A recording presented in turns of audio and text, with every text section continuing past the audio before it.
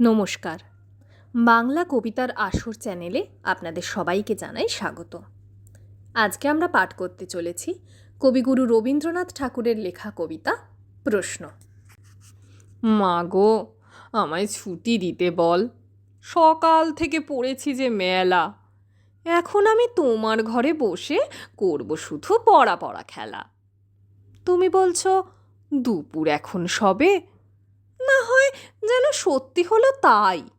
একদিনও কি দুপুরবেলা হলে বিকেল হলো মনে করতে নাই? আমি তো বেশ ভাবতে পারি মনে।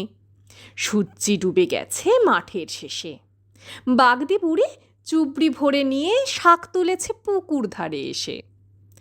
আধার হলো মাদার গাছের তলা, কালি হয়ে এলো দিঘির জল। হাটের থেকে সবাই এলো ফিরে, মাঠের থেকে এলো চাষির দল। মনে কর না উঠল সাঁঝের তারা, মনে কর না সন্ধে হলো যেন। রাতের বেলা দুপুর যদি হয়, দুপুরবেলা রাত হবে না কেন? শেষ হলো আজকের কবিতা পাঠ। আজকের কবিতা পাঠ আপনাদের কেমন লেগেছে তা অবশ্যই আমাদেরকে জানাবেন। লাইক বা ডিসলাইক করে আপনাদের পছন্দ এবং অপছন্দ জানাতে পারেন।